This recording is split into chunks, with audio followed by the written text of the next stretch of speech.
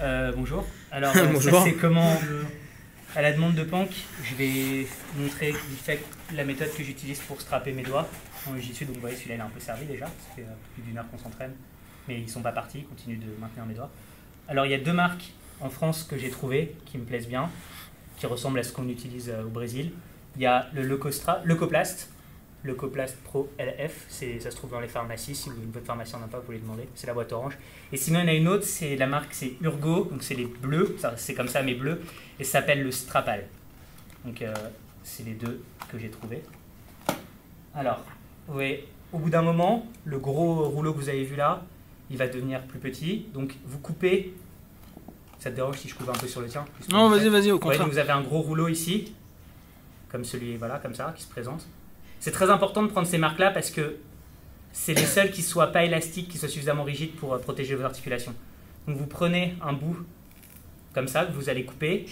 Donc ça dépend de la taille de vos doigts, mais en général, on va dire qu'on prend à peu près la largeur de l'ongle du petit doigt.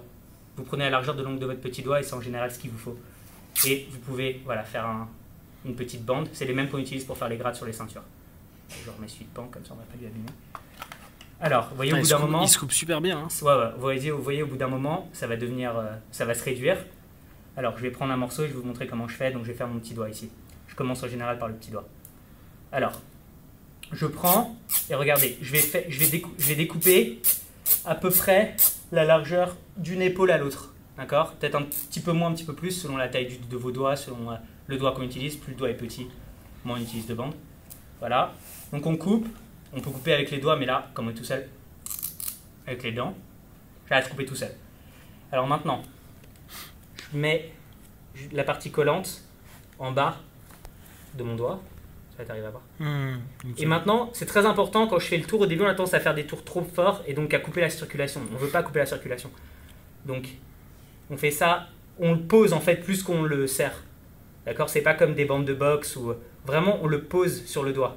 Faut que ça, si ça gondole un peu, c'est pas grave. On fait un tour et deux tours. Voilà.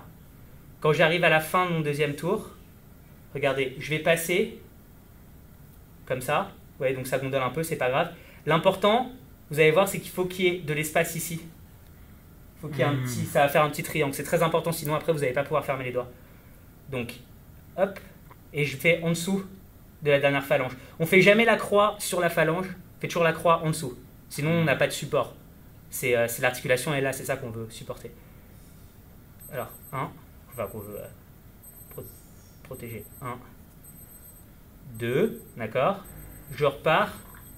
Et regardez, bon là je suis désolé, je dois faire vers moi. Vous voyez le triangle? Ça c'est très important. Idéalement, vous allez en avoir deux, mais sur le petit doigt c'est difficile parce que... mais idéalement, on a deux triangles comme là. Et maintenant, on recouvre en bas. Là, j'en ai pas pris beaucoup. Normalement, j'aurais dû prendre un petit peu plus. Voilà. Et après, tout là où c'est un petit peu mou, on appuie. Voilà. Et là, voilà, c'est maintenu. Ce que tu disais tout à l'heure, il faut quand on ferme les poings, qu'on puisse toucher. Ouais, il faut que vous puissiez toucher. Hein. Parce que ce qu'on veut, c'est... En fait, ça va vous donner une prise plus forte. D'accord? Ça renforce votre prise. Donc voilà. Là, j'ai fait mon petit strap. Vous voyez, là, il est tout beau. Ceux-là, ils sont un peu sales. Mais il marche encore. Et ça fait qu'en gros, vos doigts ne se fatigueront pas. Enfin, beaucoup moins.